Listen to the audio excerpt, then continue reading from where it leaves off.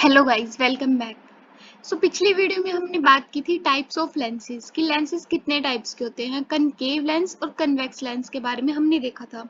तो concave lens कौन सा होता है? कनकेव लेंस होता है जो कि ये वाला कनकेव लेंस है which is thicker at the edges and thin at the middle, जो कि बीच में से पतला होता है और एजेस पे से ये क्या होता है, थिक होता है।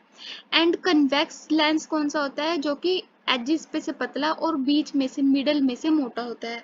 तो पिछले वीडियो में हमने लेंस के बारे में बात की थी कि कौन सा लेंस कन्वर्जिंग है, कौन सा डाइवर्जिंग है।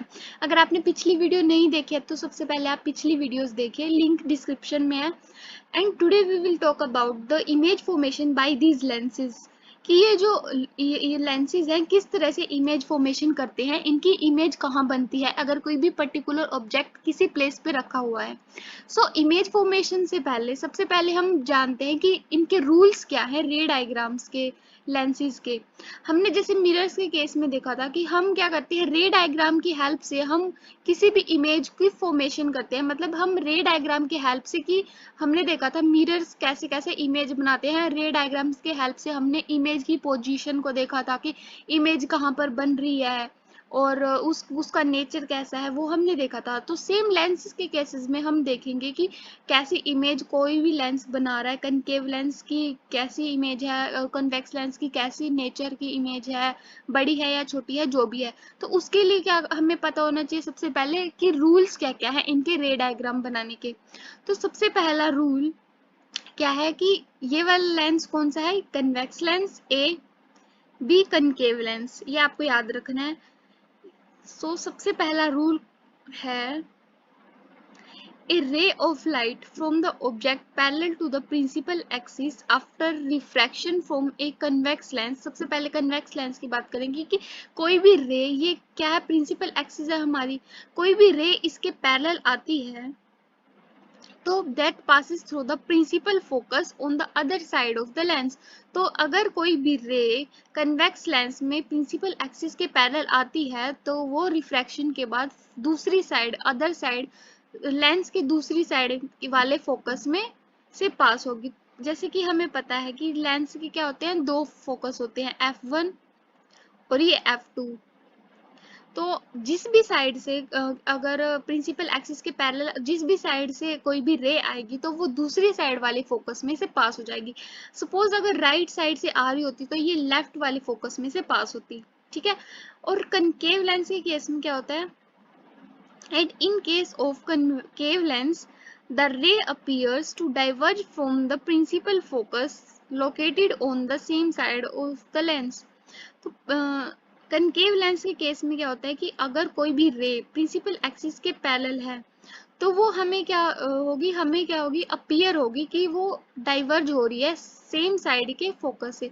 हमें लगेगा कि ये सेम साइड वाले फोकस से डाइवर्ज हो रही है, यहाँ से निकल रही है in the case of concave lens, ठीक है। इसमें क्या था, अपोजिट साइड वाले फोकस से पास होगी और इसमें हमें लगेगा कि सेम साइड वाले फोकस से वो रे निकली है, डाइवर्ज हुई है। ये था फर्स्ट रूल ऑफ रे डायग्राम फॉर्मेशन। तो बात करते हैं सेकंड रूल की। सेकंड रूल क्या कहता है कि a ray of light passing through a principal focus after refraction from the convex lens will emerge parallel to the principal axis। तो कन्वेक्स लेंस के केस में अगर कोई भी रे फोकस से निकल रही है, मतलब कोई भी रे फोकस से पास हुई है तो रिफ्रैक्शन के बाद वो प्रिंसिपल एक्सिस के पैरेलल हो जाएगी, ओके। और and a ray of light appearing to meet at the principal focus of a concave lens after refraction will emerge parallel to the principal axis। और concave lens के case में क्या होगा कि कोई भी रे जो कि हमें दिख रही है, जैसे ये वाली रे है तो हमें दिख रहा है कि ये ऐसा लग रहा है कि ये इस वाले फोकस से पास हुई है, ये वाली रे इस वाली फोकस से पास हुई है, ऐसा हमें अपीयर हो रहा है, जबकि एक्चुअल में ऐसा नहीं है। तो अगर कोई भी रे ऐसी दिखे जो कि हमें लग रहा है कि वो फोकस में से पास हुई है तो वो क्या हो जाएगी, उसी साइड प्रिंसिपल एक्सिस के पैरेलल हो जाएगी, ठीक है।